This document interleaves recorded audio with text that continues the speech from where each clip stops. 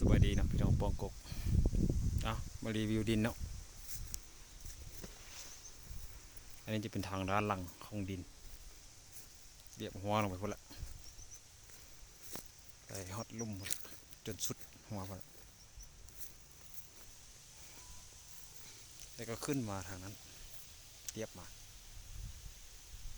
พี่นะแต่ว่าเงินนี่มั่งแล้วเดี๋ยวนี้แต่ว่าพุ่นละบนเสาสิมังหลักไฟพุ่นละเนาะ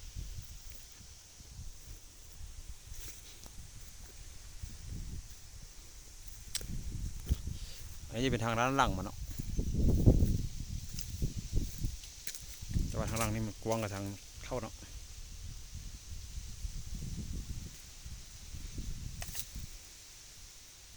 จนฮอดพุ่นละดินนี่นะแต่ว่าบึ้งตามโทรศัพท์นี่ก็จะบอกคือว่าดินบกกว้างไปเลยแต่มาบึ้งตัวจริงก็สมมาพาควรแต่ว่าเอาเมีย2-3 คนมาสร้างอยู่นี่ก็จีพอได้อยู่เนาะเฉพาะดินตอนนี้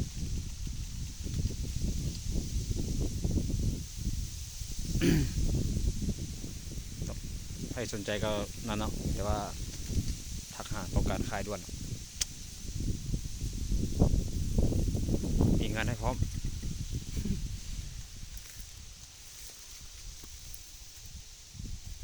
เอาราคาบุหนักเบาๆพอฟังเนาะจูงกันไป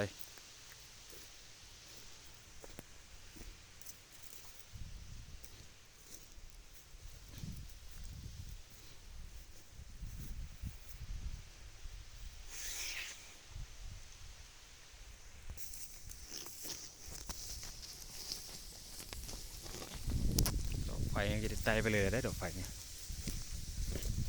น้ำฟืนไฟครบเนาะสะดวกทุกประการ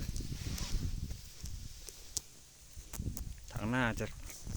หอมนิดนึงเนาะเพราะว่ารถ10 ล้อเข้าได้นี่แหละ9 เมตร 10 เมตรนี่แหละเนาะ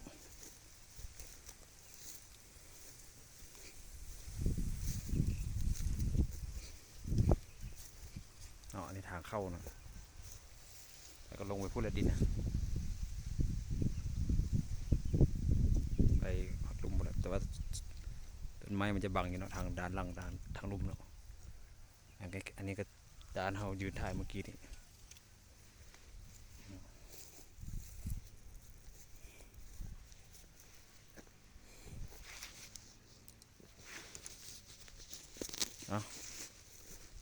มีงานพร้อมเนาะ